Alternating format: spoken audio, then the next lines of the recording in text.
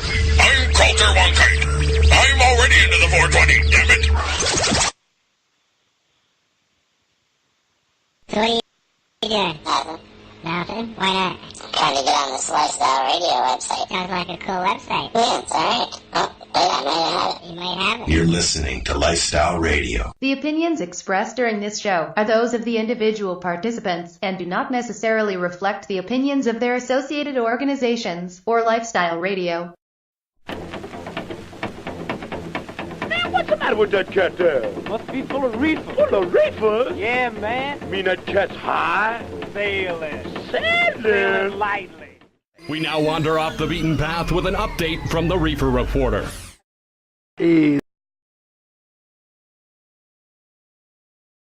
Highlight Canadian and international cannabis news from the previous week. This week, I'm joined by my guest, Green Irene. Hello, Green Irene. How are you? Hey, Al. Doing great. How you doing? Well, not too bad. You know, it's life as a patient, right? It's a one struggle at a time or one day at a time. We just never know, eh? Correct. I'd say it's both of them. All right. Lots of news the past week. We should get at her. Mm-hmm. All right. Well, let's start in. Go for it. No, you go ahead. I was just going to say, are we going to start internationally? We're going to start with our first story anyways. It's going to be international, and this is coming out of China. Right. Well, China's blaming Canada. I think this whole story is nothing more than, the whole issue is finger pointing. It is. Hey, well, China is blaming Canada for its cannabis problem. Even though, yeah. Yeah, it produces 50% of the world's supply. Now, I don't know if you're aware, but back in April, CBC did a story on this as well, which basically indicated that there was some concern that Canada kind of started poking. Yeah. Talking about the illicit opiate case or crisis that was coming in Canada. And so China, it looks like China's poking back saying, well, there's a lot of illegal cannabis coming into our country. So let's take a look at the article and see what it has to say. See what it has to say. Well, you know, they say about 20% of Canada's total production of cannabis is sold illegally. It goes out to, you know, across our borders, but that doesn't mean it all goes to China. You know, it does leave our borders, and it ends up in different places. But, you know, in China, they produce a lot of cannabis, which is really a lot of hemp, because it's a lot of low THC product. Well, sure. There's a farmer over close to the Russian border. I can't remember the name of the area, but in the last few years, he's doing approximately 600 acres legal hemp every year. Really? This April, there was an article about that. Hemp grows wild in China. Yeah, and well, they so say... the farmers have, Yep, they say that the Chinese companies have 309 out of 600 patents filed around the world, all related to hemp. that is amazing. Yeah. Well, they and their rituals date back as far as, I'm not sure how far back, but in the Taoism, in incense burners, the traditional rituals. Mm-hmm. However, hemp or cannabis is still legal in China since, 1985, I believe? Yeah, I haven't got a clue when the date was. Well, they say according to this report, this one here out of New Zealand, they say there's no official figures in the amount of the plant that China actually produces each year. But they say that there's lots of plantations that are there, both commercial and for illicit use. Oh, there you go. There you go. So, yeah, what else does this article say? Let's see. But yeah, and that's why they're calling it hypocritical. Yeah, that's right, exactly. Because they produce so much over there, but yet they're turning around and blaming Canada for their problems, but yet, you know, they're producing.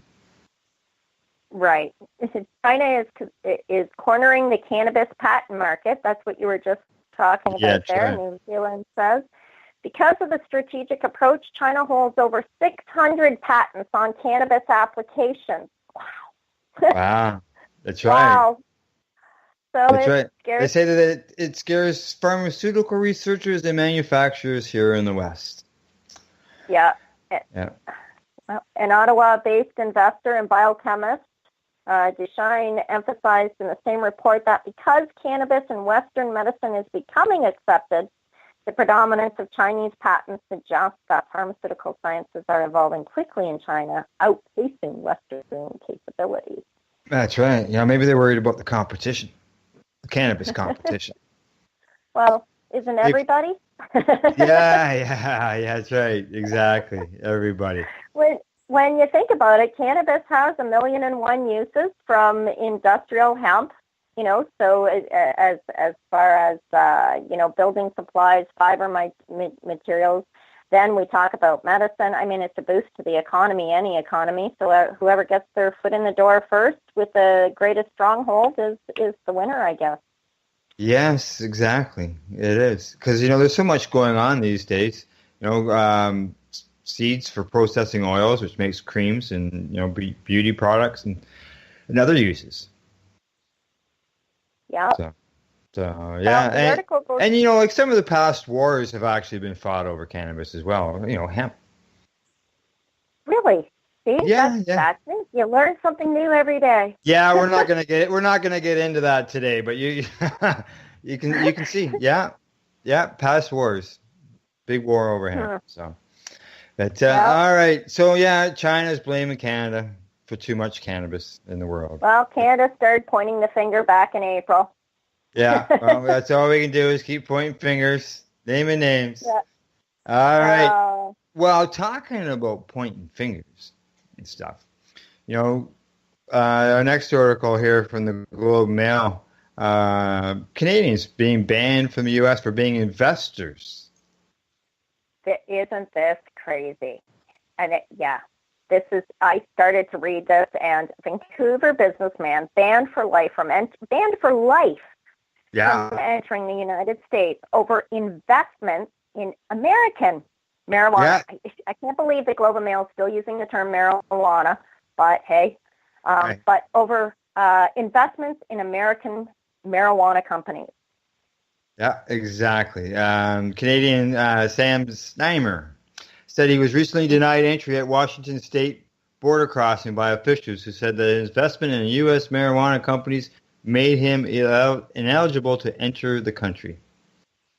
Which is nuts. Yeah. He goes on to say that, he spent 4.5 hours at the border.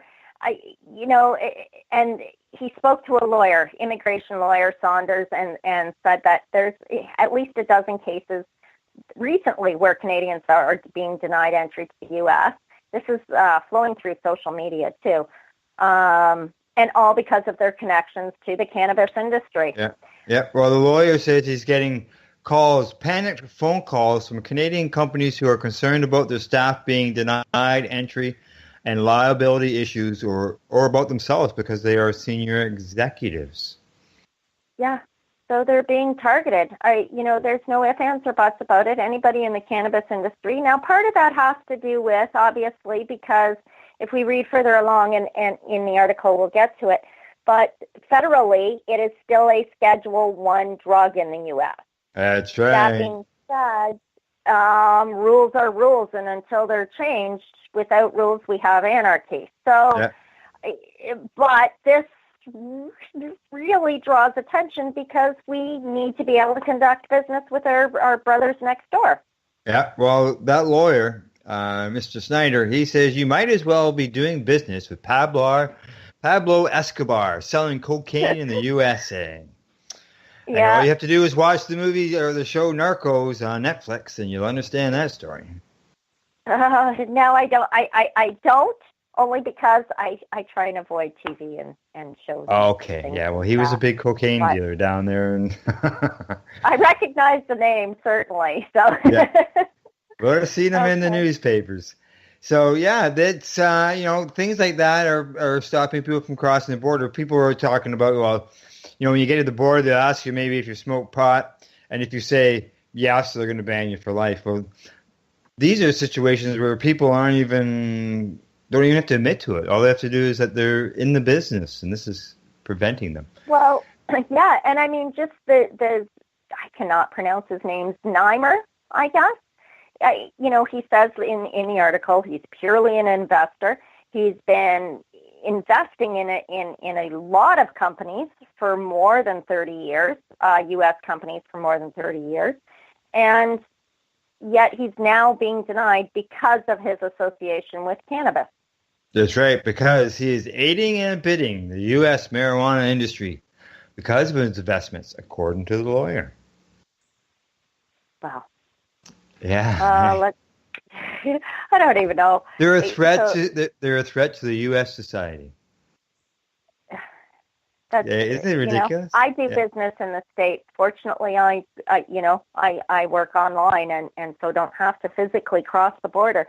The internet has its own border gateway protocols, and those aren't being addressed to date or yet so much. But maybe that's just a matter of time if this is what's happening physically at the border. Yeah, Reimer says he can't appeal the border decision, but he has other options. He's going to apply for a waiver. Sorry? Yeah, apply for the waiver. Yeah, and his lawyer's hopeful. I'm not sure what that means. Saunders, who's Reimer's lawyer, said the waiver process can take up to a year to complete and cost about $600 U.S. in fees plus legal costs. Yep. They're not permanent, and people likely have to reapply. And there's no guarantee you're even going to get it. No. Just every which way. I talked a few years back about the potential of cannabis being exploited. And what I meant by that is like a crapload of snake oil salesmen showing up and it's happening, but they're legal. They're legal snake, it's nothing but a cash grab. So they said he's Reimer and Canadians. Sorry, go ahead. All the states, during our commercial break, you'll hear a bit of a newscast thing about a possible law change, that's being suggested by some of a bipartisan bill, let's put it that way, and to allow state rights. But, let's say, for example, all the states all have it legal, but it's still illegal federally. It doesn't help the situation any. Right. It doesn't matter. Every state could have legal cannabis, but if it's not legal federally, it doesn't change a thing. Right. And what has to happen? What has to happen, America stateside, for that to? It has to change. It has to change federally. So federal government has to change their laws. The president has to change the law. Yep. Senate. All right. And the House, they have to vote on their bills. Send it to the president. Have him sign it off, unless he's going to do an executive order, and I don't know whether he can do an executive order on the cannabis end of things. So. Well, it'll be interesting to see how it all plays out over the course of the next year. Yeah, well, some news reports have said that President Trump is in favor of some changes, so see what happens down the road. When it comes to business,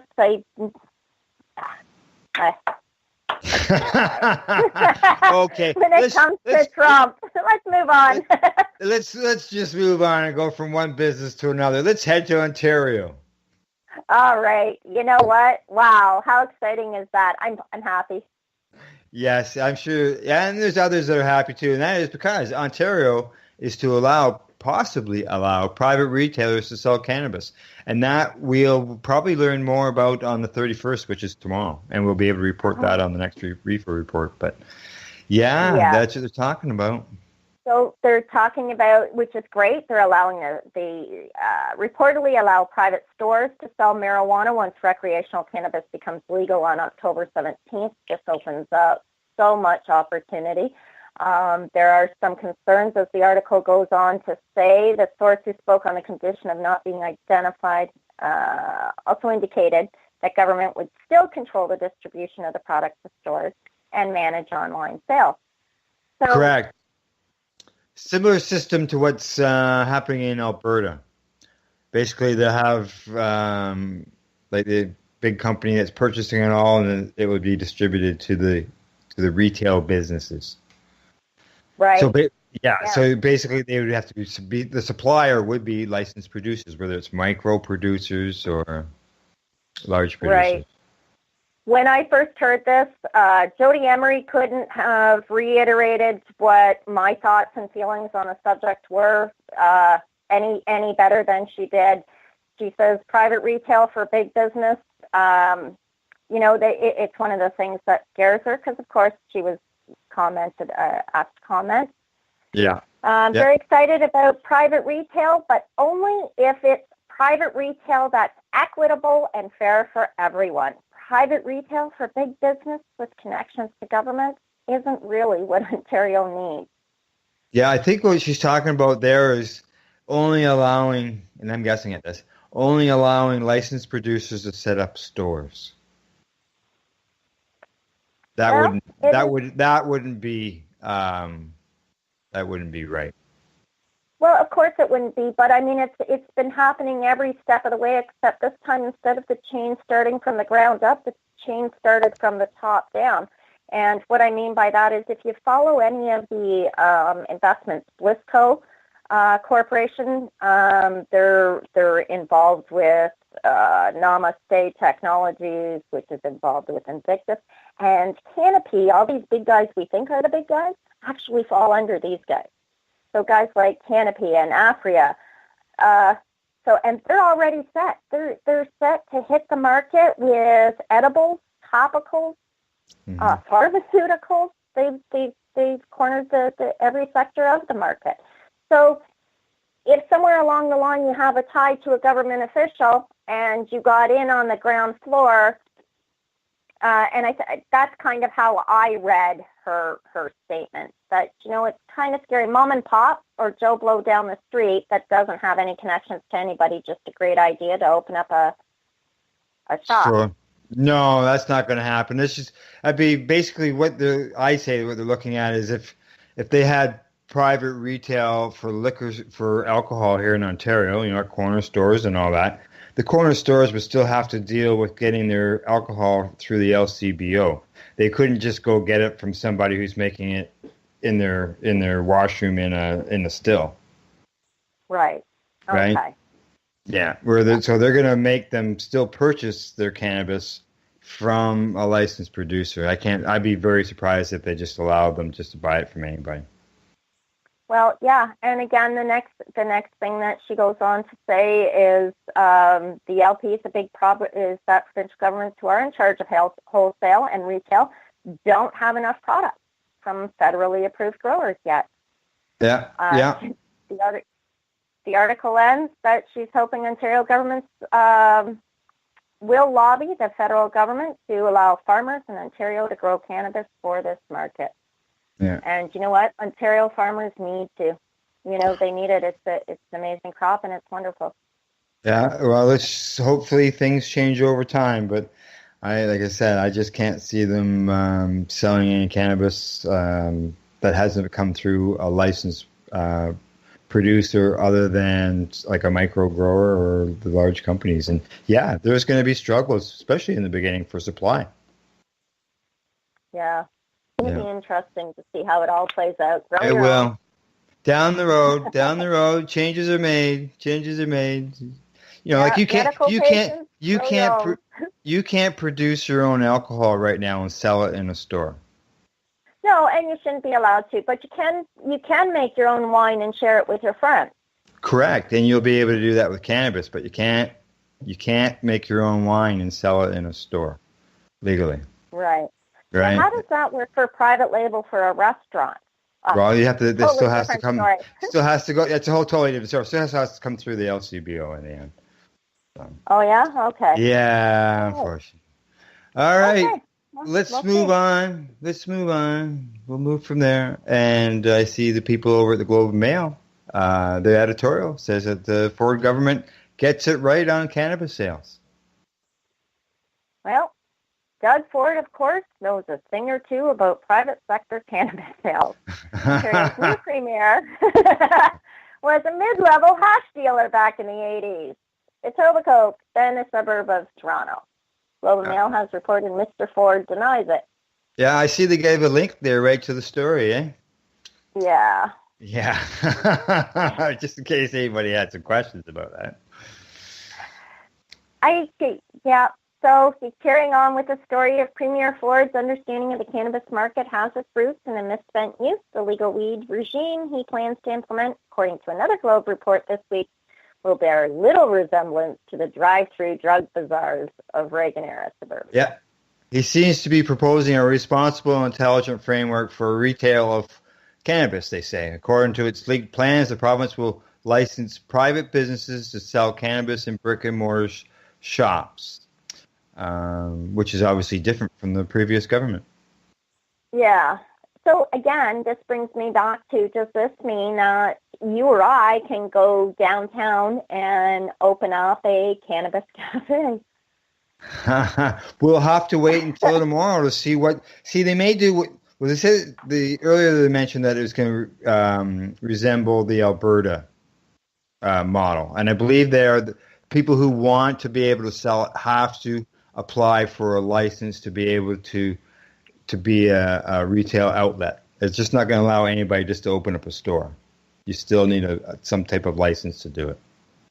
Yeah, and that makes sense. Mind you, as the article goes on to say, its previous approach was condescending, it was impractical, and self-defeating. It said to Ontarians that a substance about 40% of them have used, and which is less harmful than cigarettes or booze, was nevertheless too dangerous for them to purchase at a private store. So, yeah, it was this. I'm glad Ford's had some common sense and what is sensible Ontario, the plan, that being well supported. Yeah, well, they go on to say that he's not proposing a free-for-all. So there you go. That sort of answers your question of whether anybody will be able to open a store. Okay. Okay. He's not proposing a free-for-all. But under what we know of his plan, the province will still handle wholesale distribution and online sales. Which, yeah, it's a very pragmatic rollout proposal. It is. It's Yeah, it's going to be rushed out, and just like anything else, I can see changes being made as we go along. Yeah, and well, that's how it has to be. I mean, it's, again, as you pointed out, it's different than if we're making wine for ourselves and our friends versus if we're making wine for public consumption. There's a lot more responsibility there, and that's what we pay government for. Yeah, well, maybe the home growers aren't happy, but they won't be happy because they were hoping maybe to sell their product to these stores by the information we're getting there. But there's also other people that are unhappy, and that's in our next story, and that is the unions aren't happy with the plan to privatize the cannabis sales. Well, union leaders are outraged by Ford government's reported move to privatize the sale of cannabis. A government source told the Globe and Mail an announcement is expected early next week outlining the plan to, let me just quickly get here. It says it'll put more people at risk by reducing government oversight on the sale and consumption of cannabis. Yeah, that's according to the. Yeah, that was according to the Ontario Federation of Labour President Chris Buckley. He says, like you said, they believe by having the unions looking after it, put more people. It'd be better for them to look after it. But people in all types of stores across the province, they ask for ID for tobacco. They ask for ID. Sure, the alcohol is done through the LCBO and the beer stores, but there's those employees which are trained on the union. I don't know about the stores like in the smaller communities. I know there's one probably about 45 minutes from me that is just in a barn. It's called the Red Barn, and they have a section in there that sells alcohol. So is that? Yeah, that employee has to ask for ID. People who work in bars, they have to ask for ID. So why? What's so alcohol, tobacco, gambling? I mean, I don't think cannabis is any more dangerous than gambling, in that it has behavioral addiction that has a lot more to do with the person than the actual component or of what they are addicted to, kind of like a runner's high. Yeah. And we're out of social responsibility, we ask for ID. If you want to buy a lottery ticket, you have to be of age. We ask for ID if you want to buy alcohol. It's a controlled substance. There's a difference between a controlled substance and a illegal substance. And a non-controlled one too, because they don't ask for ID for non-controlled substances. Right. All right. Okay. Sorry. Not a problem. Okay, we got two more. Go ahead. Bottom line is the Liquor Control Board is ticked off because under the original plan they had a monopoly. Well, the union that was guaranteed more employment for their staff and everything, and by taking it out of the public and putting it in the private, then that can reduce unionized jobs as well. Yeah. Yeah, so I can see that's why the union would be upset. Yeah, well, I can understand, okay, from that perspective, but from a person who has had a lot of factories shut down, I hear a lot of terminology like the union has outlived its usefulness and serves itself. Yeah, in some places I'm sure it has. Yeah. All right, let's move on to the next one. Okay. Go ahead. The fourth police raid. Let's see. On the eve of legalization, Canada's pot frontier goes wild, wild west. That's right.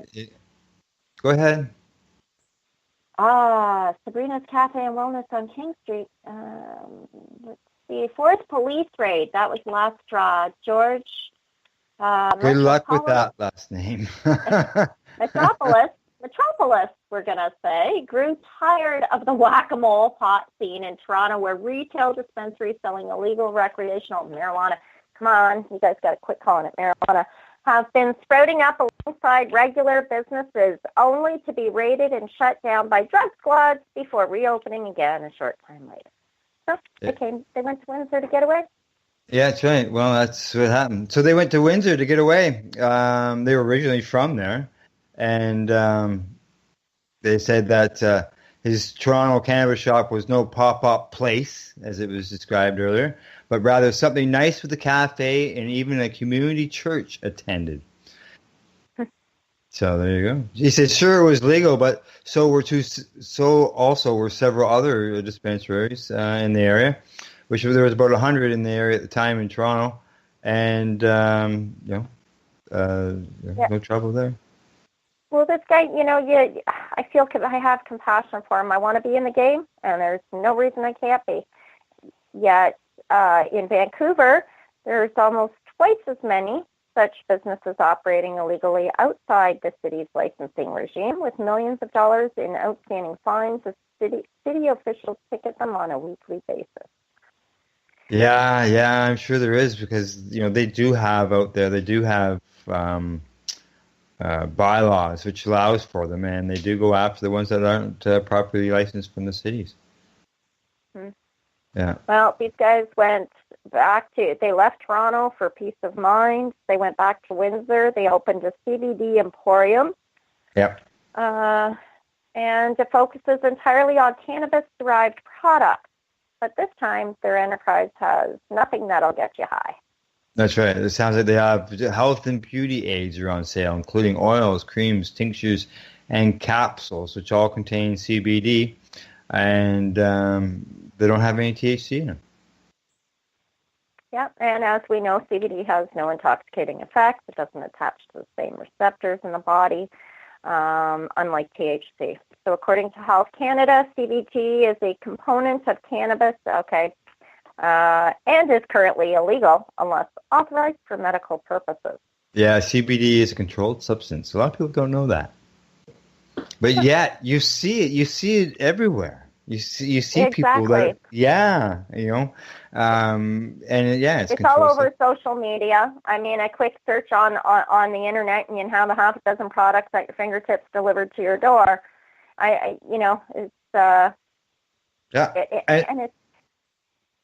There's no negative effect from CBD. Yeah. Well, it's they always look at it as coming from the cannabis, and I know just recently the federal government made sure everybody was aware that CBD was illegal, and it even stopped a company from shipping products to Canada. Yeah. Well, this fella goes on, the article goes on to say customers who wanted relief, people were coming back in and hugging me, said Metropolis. It blew our minds, the feedback, and said, oh, Selassie? I've lost in Canada. Yeah, the last, just under where it goes on, I was just quoting their quote. People are coming back in because CBD has such tremendous health benefits and effects. His customers were coming back in. They were that impressed. In Canada, cannabis use for recreational purposes becomes legal for adults on October 17th. The pot market is expected to be huge, but in Ontario and elsewhere, the rules remain unclear. Some in the retail sector are already diving in. Oh, yes. Oh, yeah, there's lots of that going on. It's been happening for a while, really. I mean, you look at lounges and all that. Yep. Yeah. Well, and the police are still, the OPP are still raiding. Earlier this month, OPP goes on to say Ontario Provincial Police raided a dispensary in downtown Essex that was openly selling recreational marijuana to anyone with ID. There's the ID part. Showing that they were over 19. And the operators vowed to reopen, but that hasn't happened yet. No, not yet. Not yet. Well, let's go on to our last story before we go for break. Sure. All right. Yeah. Go for it. Okay, RCMP traffic stop leads to the largest cannabis seizure in Canada. That's right. On July 22nd, an RCMP officer on a traffic patrol stopped a commercial semi-trailer on the Trans-Canada Highway in Manitoba. The stop was initiated to conduct a regulatory inspection of the driver's paperwork, which happens. They do that all the time. Mm-hmm. And, they found some paperwork wasn't quite in order.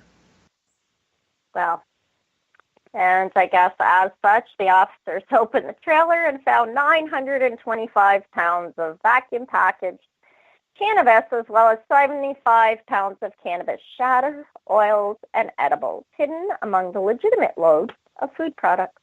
That's right. The driver of the vehicle was arrested, and the drugs in the semi-trailer was seized. The way it goes.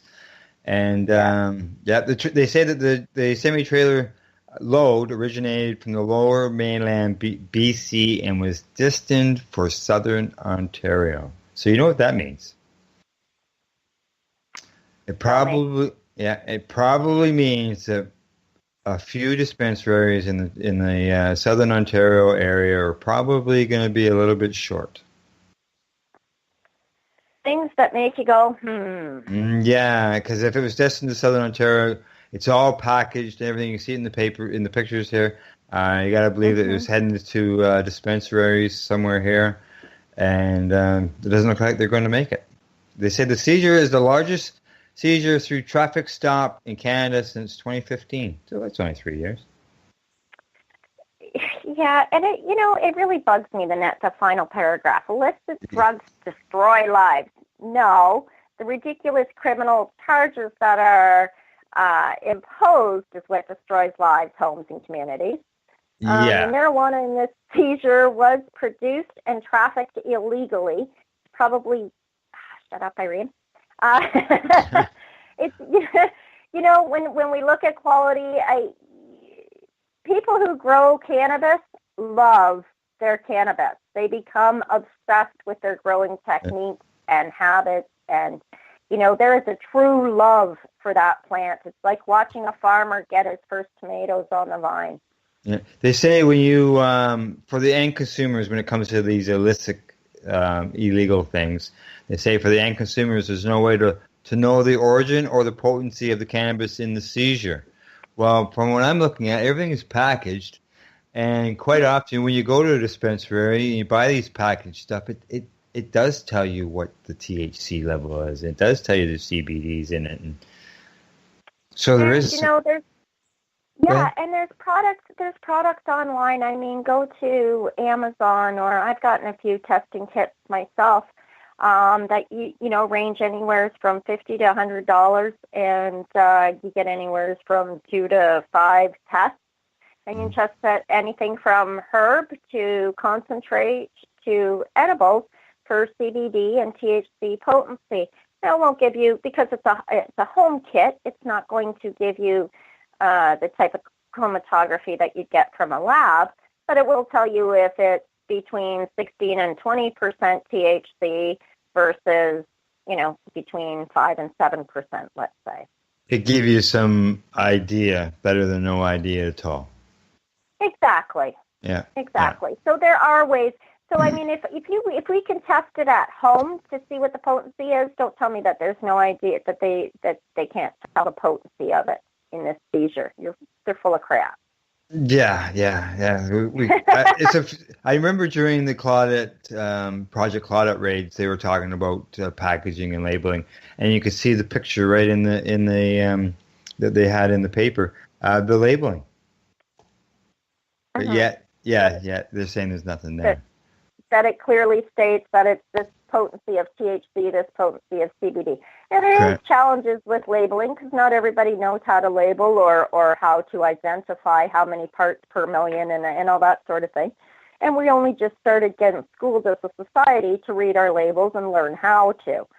So, but with the THC and CBD, when it comes to your medicine or recreational devices, just as much as you should understand the labeling of a wine bottle, you should understand the labeling of your cannabis products. Well, we can tell with the new labeling that they're bringing forward, it won't be hard for them to tell because there's not going to be nothing on it but words and numbers. So nothing fancy. But for how long? That's right. It could change as things go on.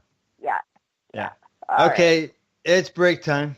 Always it's time to medicate. That's right. It's always time to medicate. Break time. This week, our news clip comes from NBC News. As I mentioned earlier, it's about a bipartisan bill for the U.S. government. And then when you hear about the weed ban, we'll be coming back.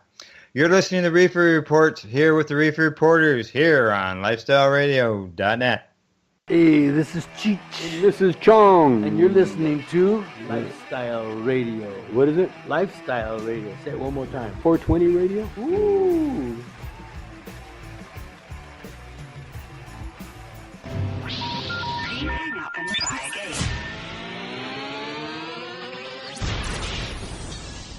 You're listening to Lifestyle Radio.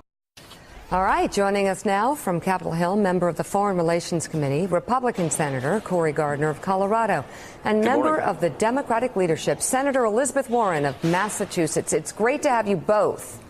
And you both, on both sides of the aisle, are teaming up on legislation. Let's start there. What are you getting done? Well, what we're working on is a bill that will let states make their own decisions about dealing with marijuana. When state voters have stepped in, when state legislatures have set up rules, we think that's a place for the federal government to recede and let the states take the lead. And Cory, I'll let you chime in on this. What are some of the stumbling blocks here? Because this is really one of the bigger medical issues of our time. Well, it certainly is. There's a school of thought where this is incredibly useful and helpful, but needs to be, controlled or done through a doctor? How does it work? Well, this is one of the biggest opportunities to address and advance a federalism policy this country has seen when it comes to the medical use of marijuana. Right. I've talked to dozens upon dozens of parents whose children are suffering from some form of epilepsy who have been able to receive treatment through medical marijuana, and they've actually seen thousands of seizures a month drop to a dozen of seizures a month. And so this is an advancement that states have decided to take into their own hands. About 46 states right now have some form of marijuana legalization moving forward on the medical side, on the recreational side, CBD, hemp, those kinds of things. This is not a legalization bill, but it is a state's bill that says you can decide for yourselves what you would like to do. You can choose your own destiny. It's what our founders intended, laboratories of democracy. And the problem we've got right now is that the states can pass their own laws the way Colorado and Massachusetts have, but the federal government hasn't changed its law. So that means that anyone who's using marijuana legally under state law is still at risk under federal law. And then that creates all these crazy fallout pieces. For example, there are federal laws about not being able to put your money into banks if the money comes from illegal activities. Well, so long as the sale of marijuana remains illegal at the federal level, right, that means that marijuana stores that are perfectly legal in Colorado or in Massachusetts or in any of the other states have to do an all-cash business. Yeah. It's dangerous and it's dumb. And this bill will fix that. Says if the state says it's legal within the state. So question for you both, Senators. This is Willie Geitz. I'll start with you, Senator Gardner. Do you believe and do you agree with the decisions in your own states that recreational marijuana should be legal across the board? It's a great question. I opposed the legalization of marijuana, but the people of Colorado spoke, and I think if they spoke again, they would agree with an even larger margin to legalize marijuana. This isn't going back. I spoke to President Trump about this, and he agrees this isn't going back. And so this is about providing states the opportunity to protect those states' rights. Federalism was something that our founders intended. This is a great chance for us to do this. This is an intra-state solution. It fixes that conflict that Senator Warren described with federal and state law, and it does so in a way that allows states individually to determine for themselves what's best. If you're a state like Nebraska, Kansas, or Oklahoma that doesn't want to go down this road, you certainly don't have to, and nothing changes. Senator Warren? Yeah, I think that's exactly the right way to describe what's happening. I supported legalization of marijuana in Massachusetts. We're just on the threshold of building that business. We'd already had marijuana for medical reasons, and then we decriminalized. I think decriminalization was a really awkward place for us to be. And now we've gone to legalization for recreational purposes as well. But I had a conversation just a couple of weeks ago with our governor in Massachusetts. Celebrate Indigenous Awakening at Legacy 420's first outdoor music fest, August 11th on the Tyendinaga Mohawk Territory. Featuring Headstones, DJ Shub, Murray Porter, and more, with host MC Howie Miller. Opening drum ceremony at 12 noon. Medicinal, food, and Indigenous vendors and artists. Free camping. Tickets $75 at legacy420.com. A 19 and over event. Indigenous Awakening, Saturday, August 11th on Tyendinaga Mohawk Territory. Take Highway 401, exit 556. Sponsored by NIMCA and Legacy 420. Indigenous Awakening and Legacy 420 have just announced a price reduction. All tickets are now available for $50. Bring me some, some, some, some, some, some, some. Bring me some, some, some, some. Bring me some, some, some, some, some, some, some. Bring me some, some, some, some. Mr. Wee Man, bring me some weed. Bring me the greenest that I ever seen. I'll roll it up with Uncle Pooh papers. I'll fire it up and you can catch the vapor. Weed Man, the more thoughts for me. Okay, we're back. Green Irene and I have got some medication into us, and it's time to get right back at it. Right, Irene? Absolutely. And we're going to talk about the city of Hamilton. Yes. They see the city of Hamilton orders work to stop on unauthorized medical cannabis greenhouse in Ancaster. Yes. The stop work order issued less than 2 weeks after council rejected the Green Organic Dutchman's expansion request to build a 150,000 square foot greenhouse on Jerseyville Road. Yep. Well, council yeah, go ahead. What? No, Yep. Go ahead. Okay, well, council rejected an expansion request in mid-July for the Green Organic Dutchman, and they've gone ahead and started to do it. And so that their bylaw people showed up and put a stop order on there. Well, Ian Williams, the local director with the company, said at the time the grower would appeal political council decision to Provincial Local Planning Appeal Tribunal, but that process could stretch over months, and the Green Organic Dutchman had previously told shareholders the enlarged Ancaster facility would be ready in early 2019. Doesn't look like that's going to happen. They say that staff will be monitoring the site to ensure the construction activity does not occur beyond what is permitted. noting the company does have permission to build a smaller 24,000 square foot building on the site, but not as large as what they were building here before they put the stop order on it. Well, the company was looking for someone to comment on the situation. President Ryder previously emphasized that the Green Organic Dutchman played by the rules in pursuing its expansion prior to Council's rejection of its application. For the past year and a half, we had worked very closely with city staff and have proceeded every step of the way in a manner consistent with the planning department's recommendations.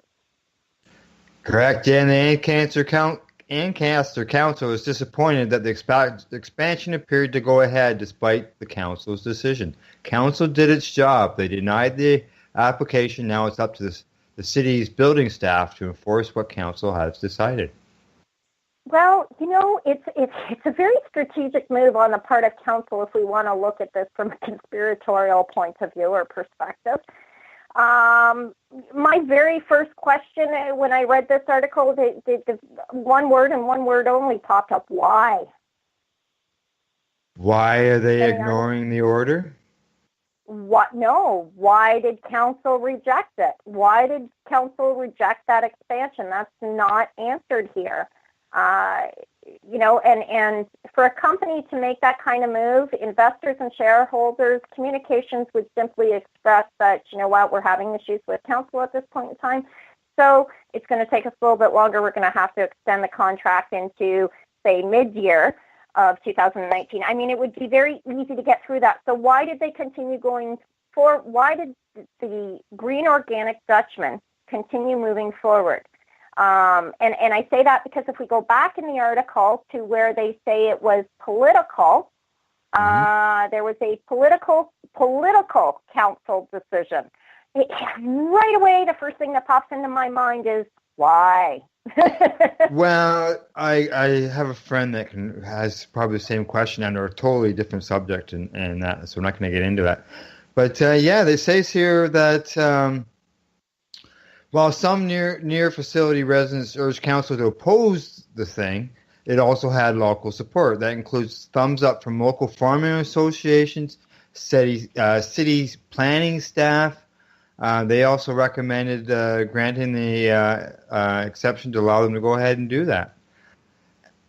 Yeah, But, he said that he's heard from residents and business owners that were both for and against it. Again, information is power, so education is empowerment. The growing medical pot operation in the days since council bylaw blocked the expansion. He said he was not aware of the unauthorized construction. But I knew they were going to appeal our decision, and I still suspect it's possible they'll get the decision they want from the tribunal. It's a recognized agricultural crop, and we're already allow large greenhouses for agricultural crops. Yeah, so if you allow large greenhouses to grow cucumbers, which they do down in the Hamilton area, then why should it matter with what's inside that greenhouse? As long as it's an agricultural product, it's all legal and the whole bit. So again, I draw attention to the fact, why did council deny it? Yeah, we don't know. I'd be curious to see how it plays out for him. But if somebody else hasn't asked that question, who's directly involved or intimate with this situation, they might want to ask why. Yeah. Or start telling other people why.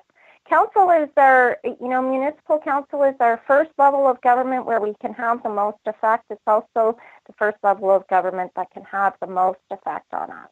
Yeah, for sure. Exactly. Well, apparently, Green Organic Garden, they're risking, according to the Building Code Act, could result in charges that come with hefty fines. Maximum fine for first offense for a corporation, for example, is $500,000 plus $10,000 a day. So $500,000. Money.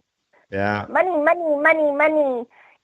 Cannabis is green. Maybe that's why. Yeah, that's right. It's becoming the new currency, or the movement of currency anyway. Yes, correct.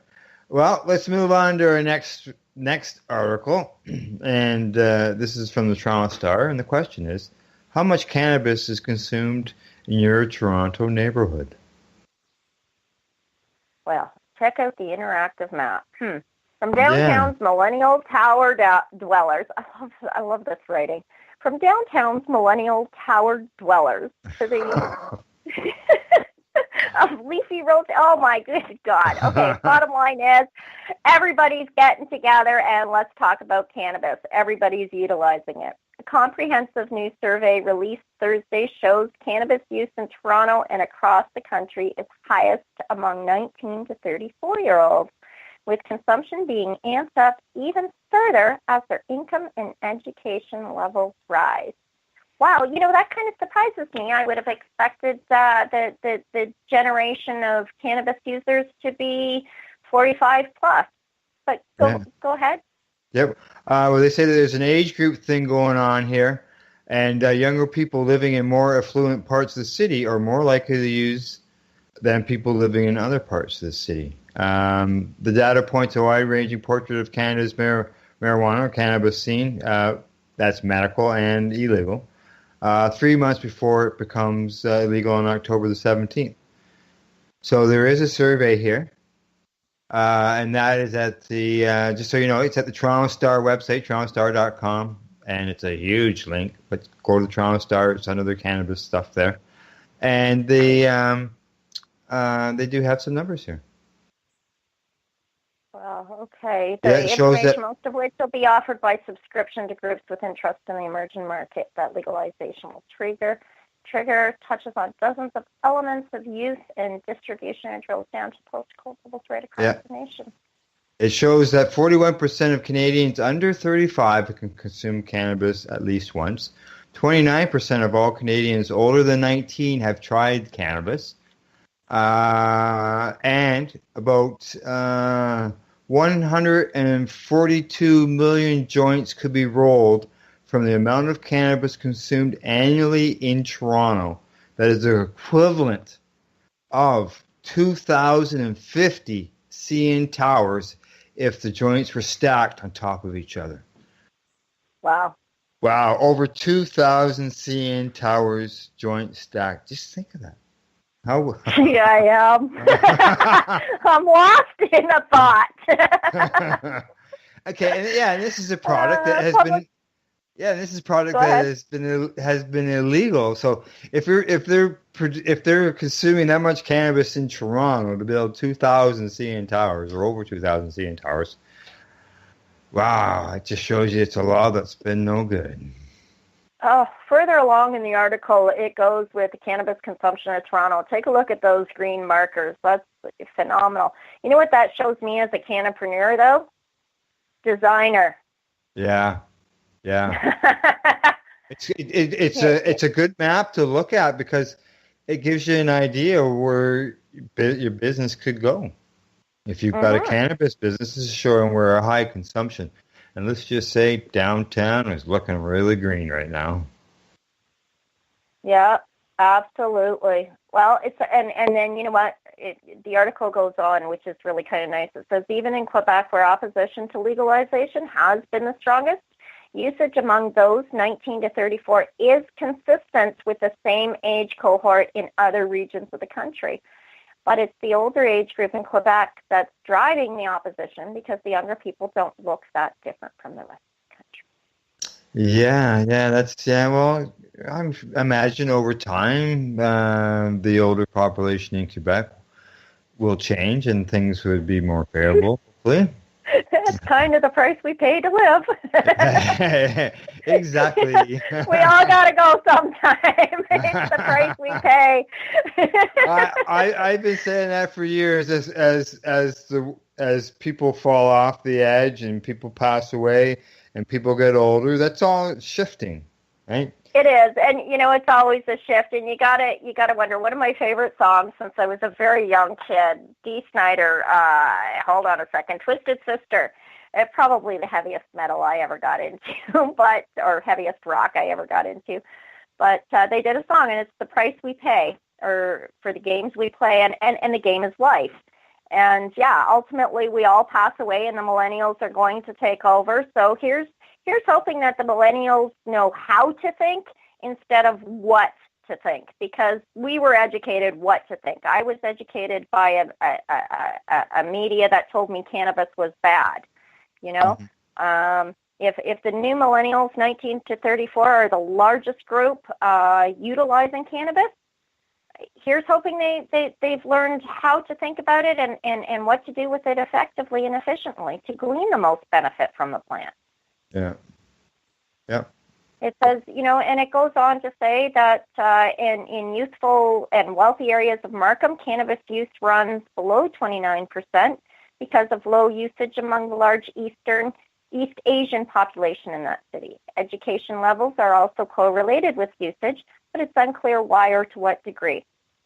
Yeah.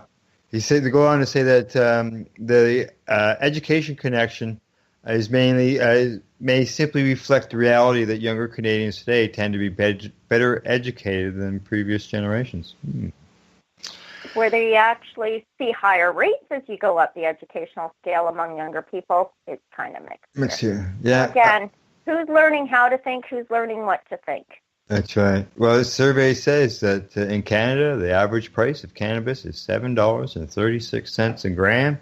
And in Toronto, it's $7.67 a gram, and that's that could make a big difference if the new legal market is at $10 plus tax plus this plus this.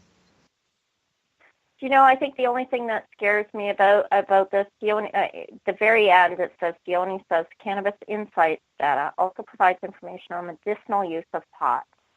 The various motivations people have for imbibing, potential post-legalization habits, and the effects of consumption.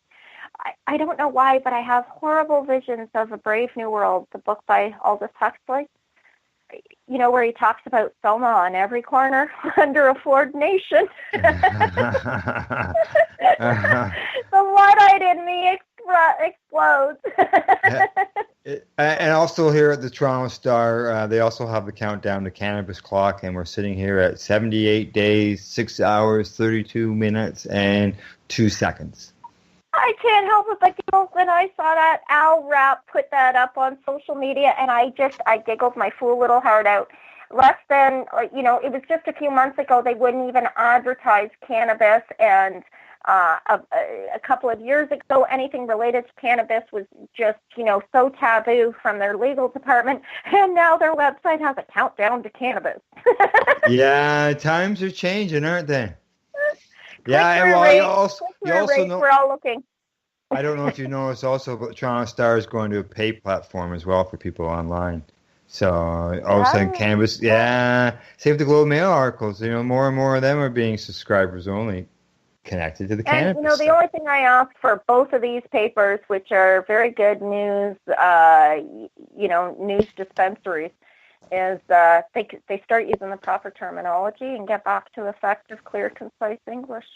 Yeah, we'll talk about the proper terminology in our next article over here in Alberta, at Lake Louise, Jasper, Banff, who happen to have Alberta's highest cannabis violation rates. And if you look at the headline, it does say the word cannabis in it. It does. It now does. That's the RCMP news. Yeah, Alberta's mountain parks had the province's highest per capita cannabis violation rates last year. Statistical anomaly the RCMP attributes to small local populations beefed up by influxes of tourists. Yeah, they're blaming the tourists. Yeah. Well, the rural area police say that last year they had 5,075 violations per 100,000 people. That's a lot per capita. That's like 20%, is it not? That's what it looks like to me. Yeah, your math is better than mine then. I'll get back to you on that. They say Lake that... Louise Go ahead. No, go ahead. I was just going to say Lake Louise is home to about 1,000 people, but often has many times that number during peak tourism seasons. Yeah, my son was there. It's a beautiful area. I haven't seen it personally, but go ahead. Yeah, in Jasper, it was 2,158 cannabis violations per 100,000 people, and Banff had the greatest number of cannabis possession, trafficking, production, and import-export offenses last year. That's they say 901 per 100,000. Okay, well, the next part says overall cannabis violations declined year over year, and in 2017, as the federal government moves to legalize the drug, according to police-reported Crime Data Statistics Canada released Monday. So if it declined in 2017, is that because they're turning an eye on it? RCMP Corporal Laurel Scott says the mountain parks have such high cannabis violation rates in part because of the gap between their official year-round populations and the large number of tourists. Yeah, well, Banff has a population of about 8,000, but had more than 3.1 million park visitors. So, yeah, you could see where they could end up with more violations than actual people that live there. Yeah, so you got it, yeah, and you almost got it. They're saying, in 2013, they seized about 181 kilograms on the highways. Bulk of it in the Lake Louise area. Scott, go ahead. Yeah, I wonder if that report we talked about earlier is in the same area. That biggest one of all. The one in the last couple of years, wasn't that in Winnipeg? No, the one we talked about earlier today.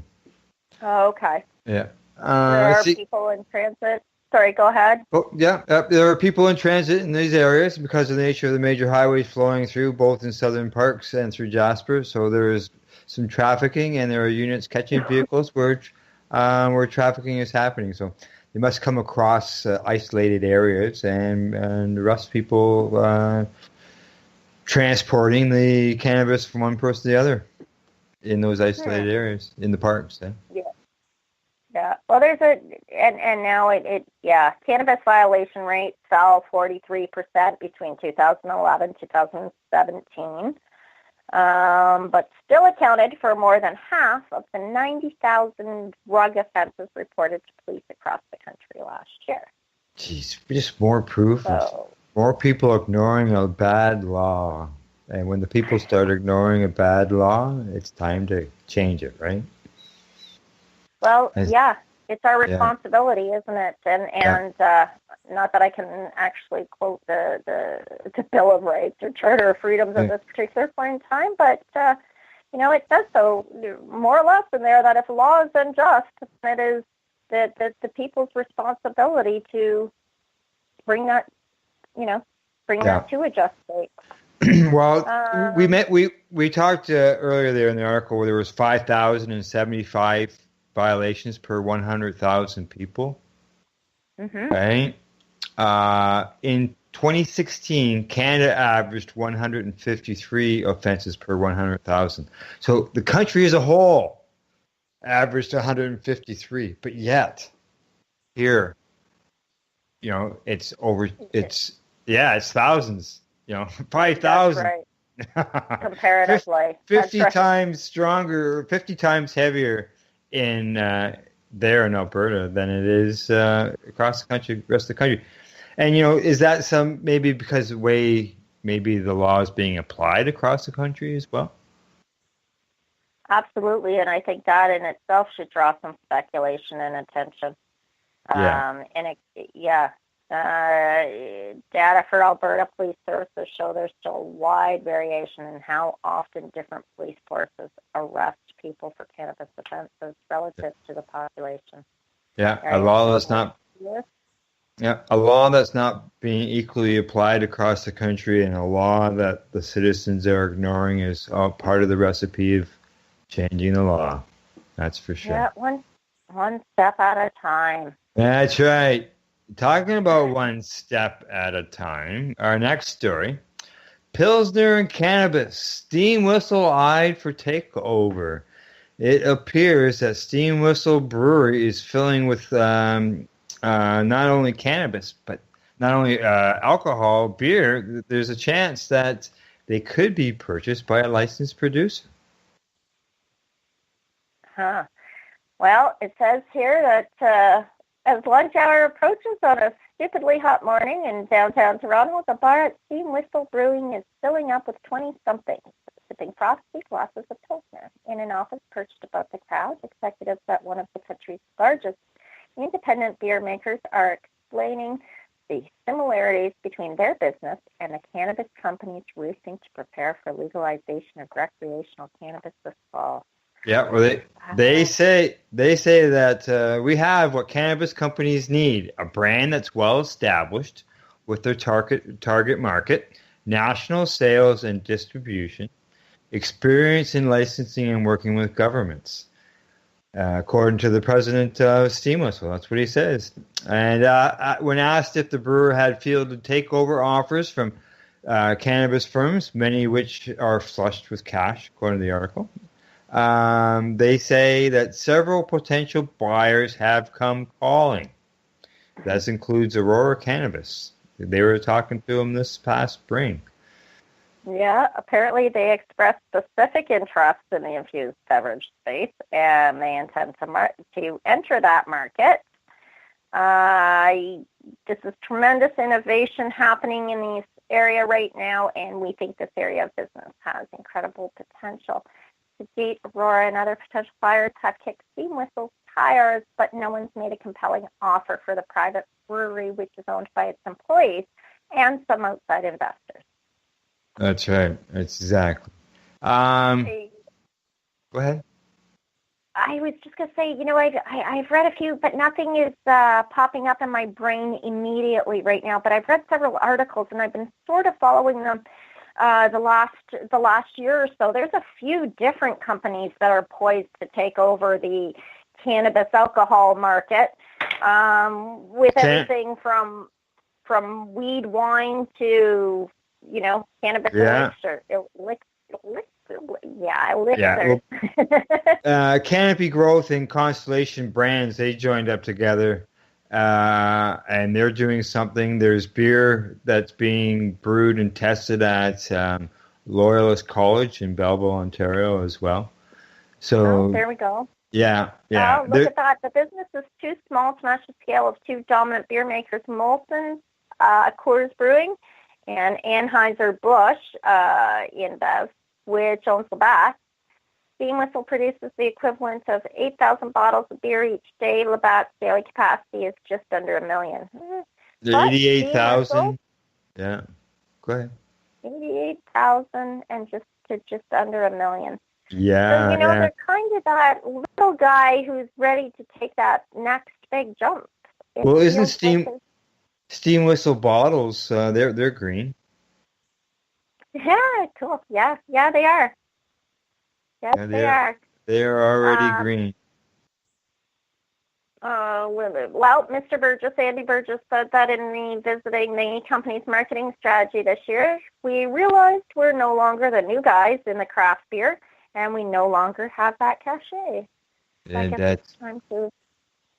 Yeah, there was 122 craft brewing facilities that opened their doors in 2017. And 817 breweries in the country total as far as craft brewers. And if this is just Steam Whistle, and maybe there's others that have been possibility of being picked up. I suspect there would be, and I suspect in the Niagara region, just with the wineries down there, weed wine is a very big thing over in California. I suspect that Niagara would like to get in on that as well, and several of the wineries down there, the independent wineries, have been looking into different options, and we're all cannapreneurs these days. Yeah, well, I guess down the road we will find out whether Steam Whistle is blowing smoke rings or not. That's right. That's right. All right, let's move on to our next stories. Sure. All right. And we're going to go international this time again. We're heading to New Jersey. We're heading to New Jersey where they're going to stop prosecuting cannabis cases for now. New Jersey's top law enforcement officials has instructed prosecutors statewide to hold off on pursuing convictions for cannabis-related crimes until the fall. That's right.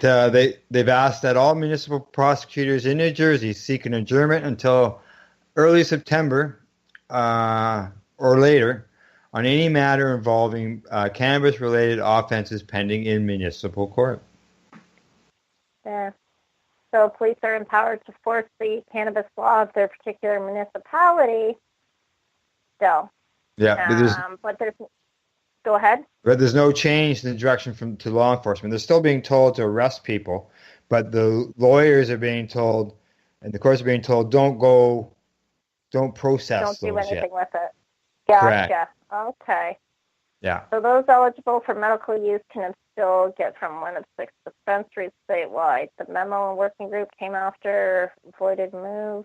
Let's just see. Phillips' decision to dismiss cannabis possession charges in Jersey City, an improper exercise of municipal prosecutors' authority.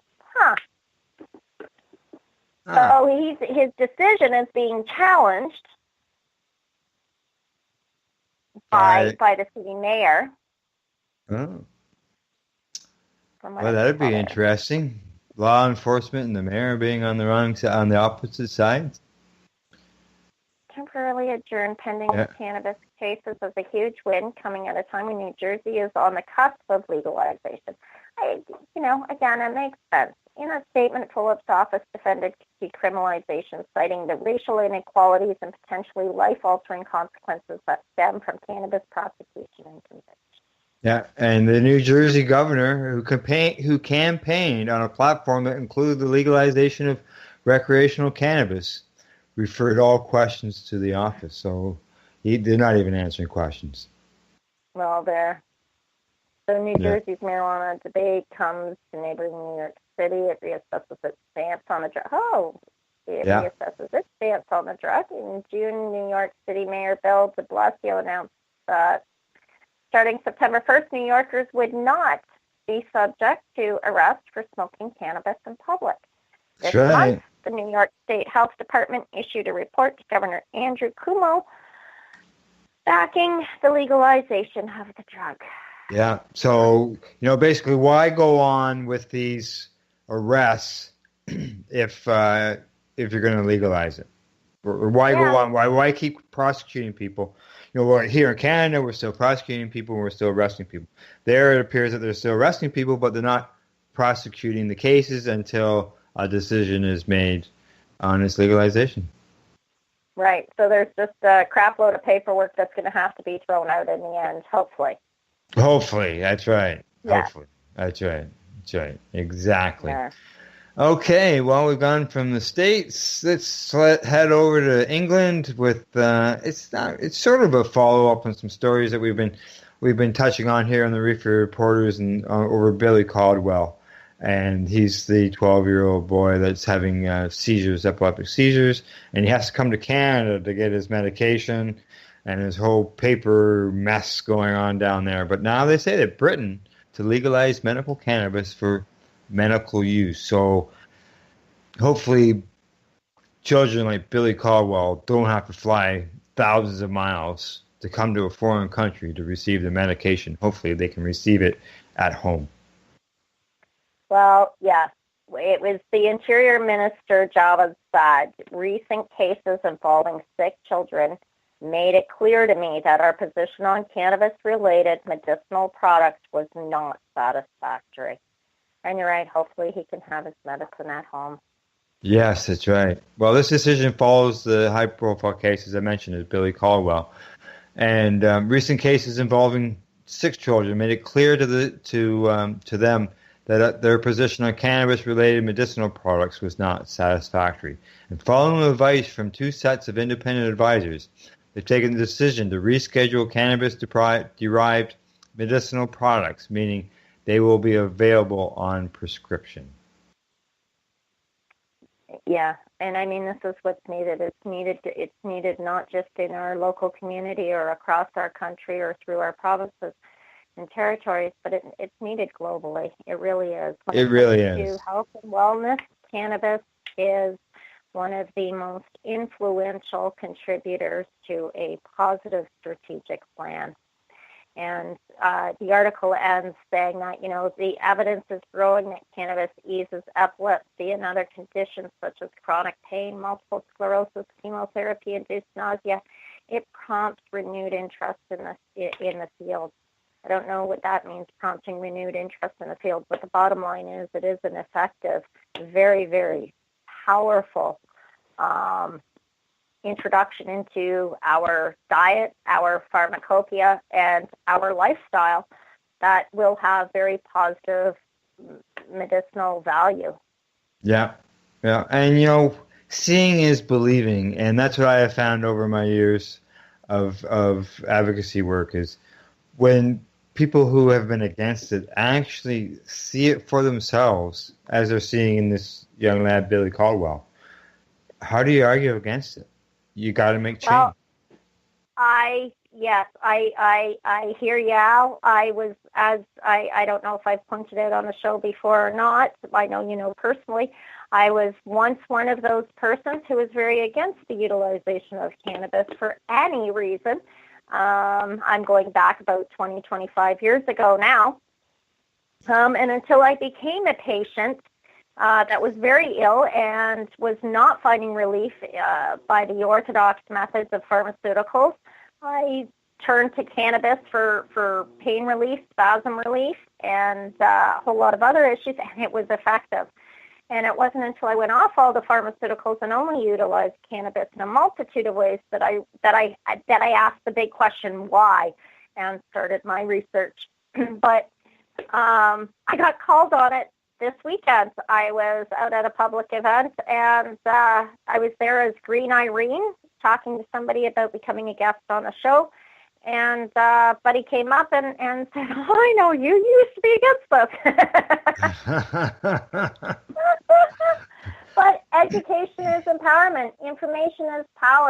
And when you're sick or when someone you love is suffering and you see anything work for them, you ask why. First, before you ask why, you find a way to get it for them because it helps. As a caregiver of an ill person or an unwell person, we all know we don't want to see that person in pain. We don't want to see another human being suffering, and so we do our very best. Cannabis is effective. That's right. And seeing is believing. All right, Irene, that's our last story of today. It is. Yeah, it is. Okay, that's our Reefer Report for July the 30th, 2018. And in closing, weed. I'd like to say thank you for listening to our Cannabis News broadcast. If you enjoyed it, please share it with your coworkers, the person you're sitting beside, and those who need to know. Until next time, don't forget to educate, medicate, do not incarcerate.